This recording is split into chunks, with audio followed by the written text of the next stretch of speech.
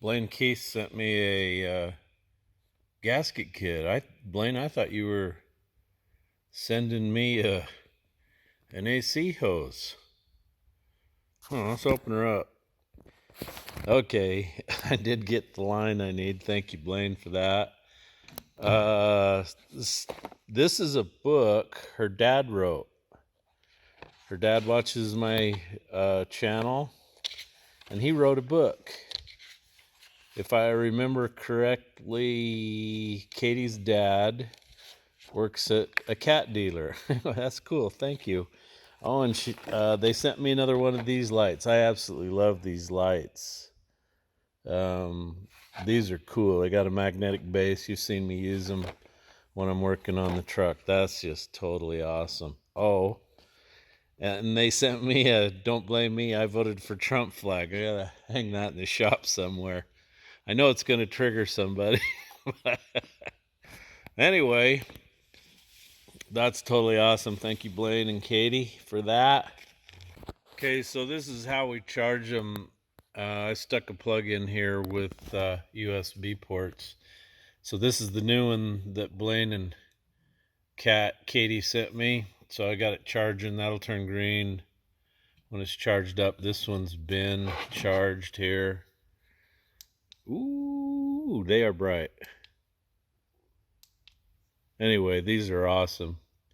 You got a light on the end. So this bends. So you stick them up on a pan rail, like when I was doing that Cummins. They're nice. Thank you very much for that, guys. That's awesome. Okay, I can't get Petey in the shop on account it's full of Wabco stuff, so I've steamed it off out here, cleaned everything up around it. I've got all my lines and everything. Start replacing those and check out if I got a plug somewhere. I did buy a new dryer accumulator just because of all the crap that's possibly gone in it. So when all this dries up and evaporates away and there's no more water, we'll start tearing into it. So that's the one new valve core I put in. It tore the seal. So there's obviously something wrong with the seat in the bottom of that valve. Whether it's a piece of junk or it's just scarred up, who knows.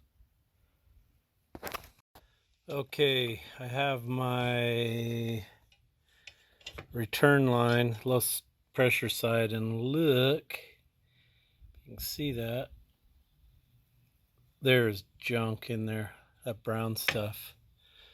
That's a disaster. It's just full of garbage, so there's no way you could clean that out by flushing it. It's stuck in there. It's corroded the pipe. So I've taken it off. I save all the plugs. I did plug that, so I don't want moisture going through here. So everything I take off is going to get plugged, even though I've got a new one. Plug it, plug it, plug it. Keep things, the moisture out, keep them clean. So now it's time to go take that. It's time to take the one off of the where the orifice tube goes in. This one. And see what she looks like in there. I bet it's full of crap. Okay, just what I suspected. It has forced that orifice tube up the pipe 9 miles because they crimped it too far up. How do I get that orifice tube out of there? So I just stuck these needle nose pliers in there to try to pull out the orifice tube. Look at that. Look at that. I think I found my problem. Good Lord. What in the world is that? Okay, the bad news is it's forced a bunch of it through the evaporator. So now I'm gonna have to figure out how to get that out. That is horrible. Jeez. You think it ruined my compressor too? Now I need a new compressor and a condenser. So I have removed the lines from the condenser. There's absolutely none of the junk in there that was in the orifice tube. I have blown through it with some dry nitrogen. Absolutely nothing came out. So if you look in the hard lines that went up over here, they're full of junk. So what it did was it blew all the junk in the orifice tube, plugged it up, and then that's why it was short cycling. So far, I can find no residue anywhere. Now, I'm going to pull the accumulator dryer off and replace it because it could possibly be in there, but so far I have found nothing. In hindsight, what I really should have done was replaced everything, because I was already almost there anyway. I'd replace the evaporator coil, I'd replace the condenser, the dryer, the rubber lines. The only thing I didn't replace were those hard lines. And once I charged it and saw that I couldn't stop the leakage from the service ports, I knew I had a problem. So I'll never do that again. If I have another system that the orifice tube is crapped up like that, yeah, everything's getting replaced. So I have blown out the evaporator coil. What I did is I put some AC flush in there and then blew it out, and very little of that contamination came out. All that was in there was what didn't come out when I pulled the orifice tube out. Anyway, clean as a whistle, so I feel good about that. Feel better. So it's time. You noticed I put the plugs on that came with the new core. I keep all this stuff. Let me show you something. See that? I've got that one that's got a lot of specialty stuff, smaller stuff, and then I've got another big cardboard box with tons and tons of cat stuff. So I am going to have to flush out the new lines because of the amount of crap in them. These are brand new. You can't trust anything anymore, so I'm going to have to flush that. So I took the valve cores out of the pressure sensor port and the service port on this one. Lo and behold, this uses this kind of a valve core in there. That's a doozy. I've never seen that. So I bought a tool that you can go in the service ports, and with the system charged, you could remove this style of a valve core out of it and pull it through the dill and put a new one in. This one, I don't know if they make a bigger tool to service those or not, but with a brand new line and everything, I would think that's going to last me forever. Okay, so I've got the shiny one cleaned out. So this is the other one I need. This has got the high pressure port on. And one of the reasons for cleaning these out is when they came in the box, some of them, the caps were loose and they'd fallen off in the box. And I think that's why that one was probably dirty, had some kind of packing residue in it. But here's the biggest reason. So I'm sure that the Peterbilt dealer in Cedar Rapids did this. So I completely don't trust that. I don't know how long it was like that or why they had to put tape on it, but this one's definitely got to get cleaned out too.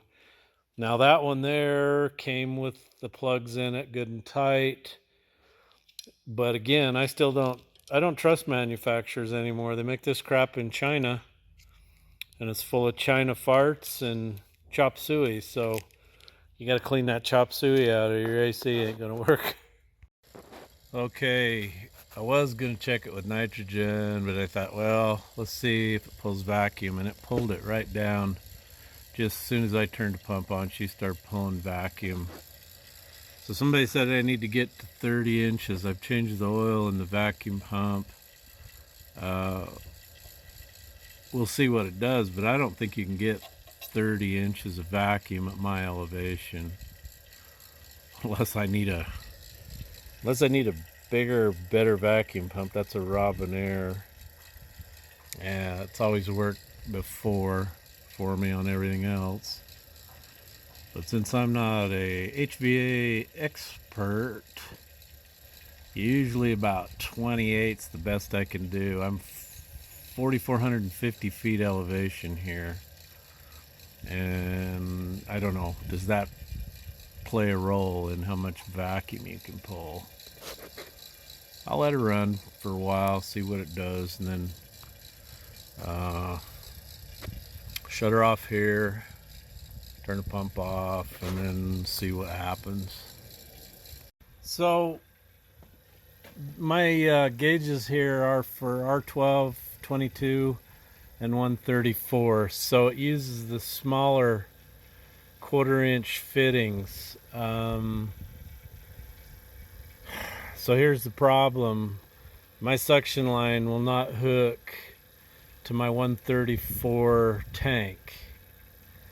And so I've got the cans, but my cans are set up to hook to the low pressure side, and I don't have a can tap with just this size outlet, so I could go in the suction hose with a can. So I go to town, and they said they cannot get very much AC stuff. You know, everything's on back order, and they didn't have the can tap I needed. They didn't have an adapter, nothing. So the only way I'm going to be able to do this is take the low pressure off and hook up my can tap to that port and put the Freon in.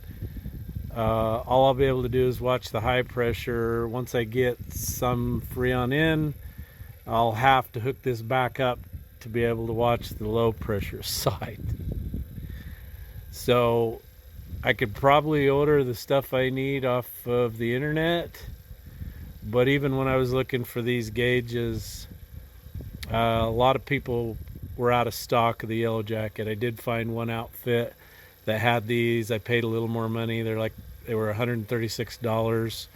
Everybody that was out of stock had them on sale for $118. So anyway, we're gonna have to do it the hard way.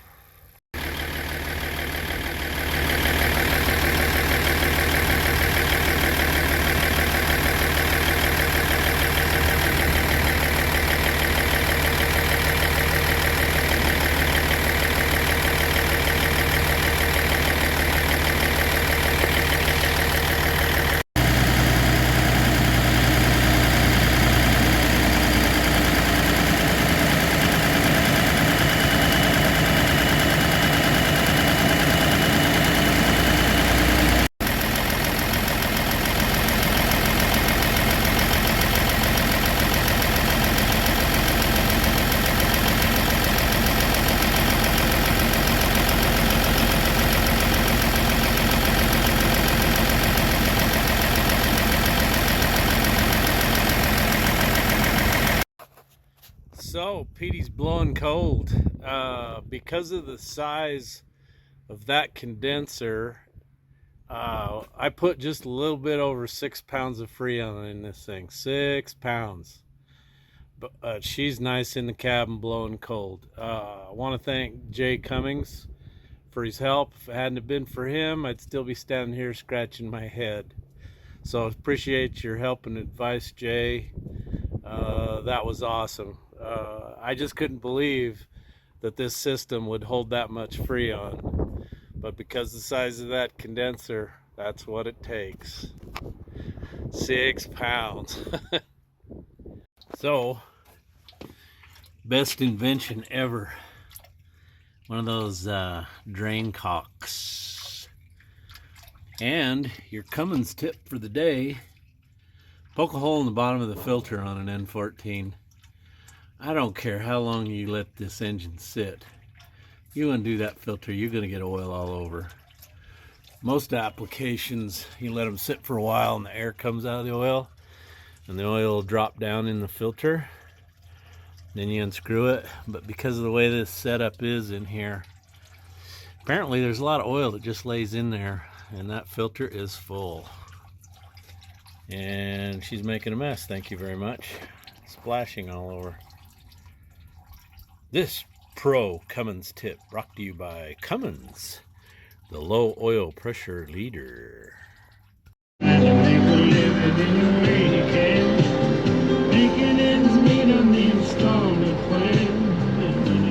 So Jake's not feeling well, so I'm in the Peterbilt today. 4 decades of country classics on one station. KOUU, Country Classics AM 1290, FM 96.5.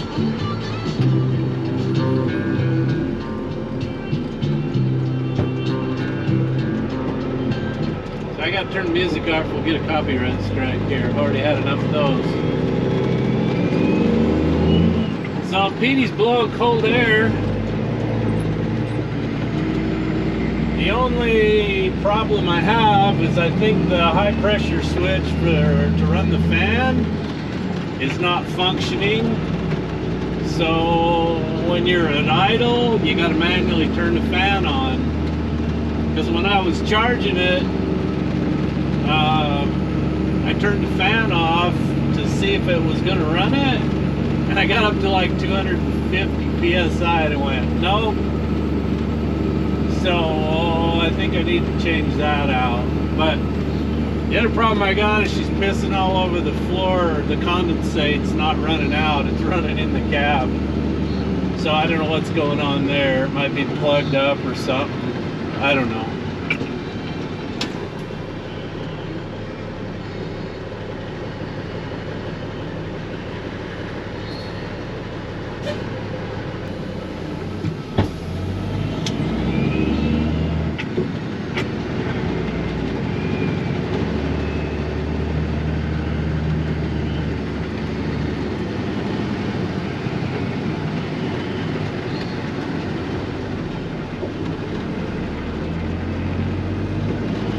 So we're hauling gravel out to one of Matt's customers.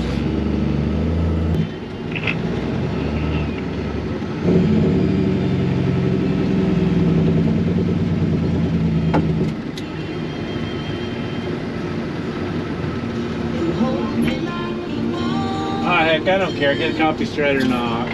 Copy strike or not, I'm just gonna let the music go.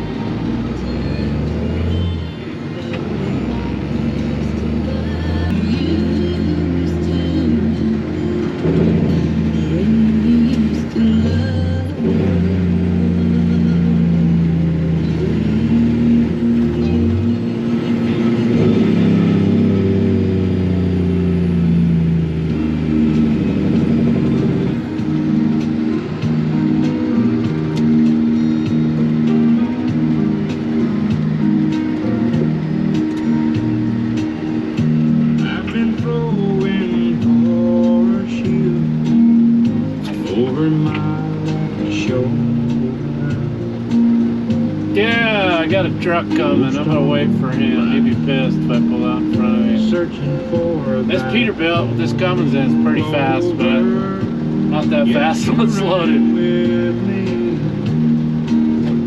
Chasing my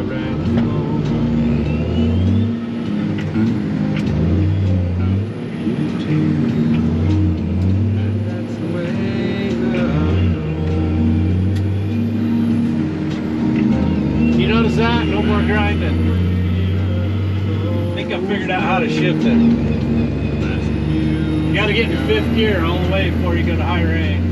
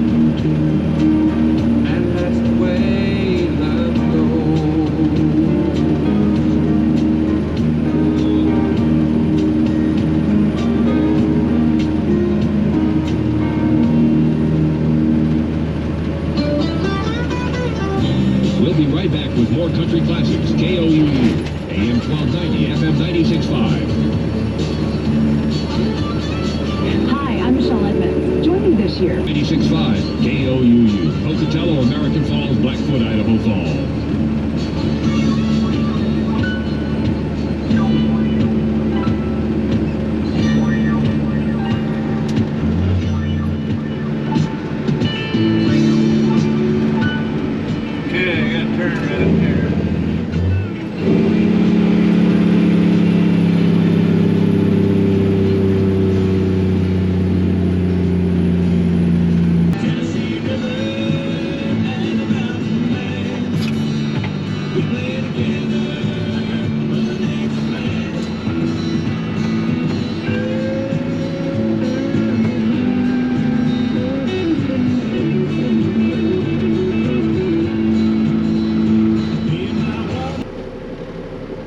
Looks good. Where do you want it? I believe this is number 5, isn't it? 1, 2, 3, 4. Yeah. Okay. Right down mine. I gotta do that. There's a bare spot right there. Just start right on top of what he already laid down and go that way. I'll push it back a little bit. Then we'll do it You the want- right way. You want Paper thin.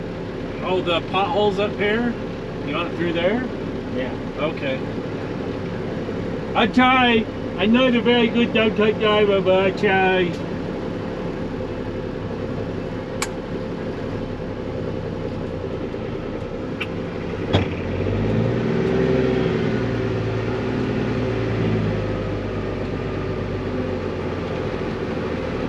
Need another one after this, or what? Okay.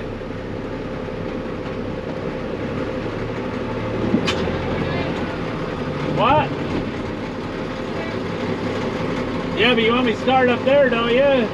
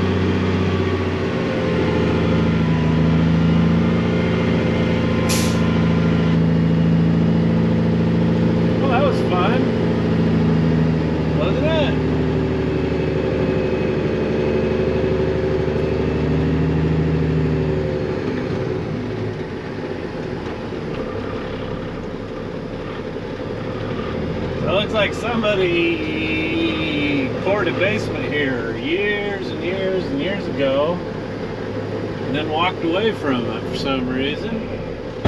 He owns this place here.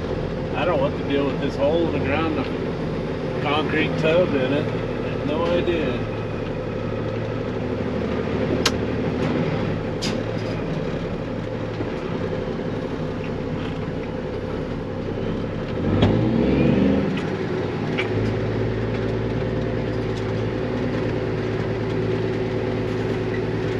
So how'd they do? Probably didn't get it where he wanted it. It went farther than I thought it would. I don't do a lot of spreading. That's not my forte, spreading.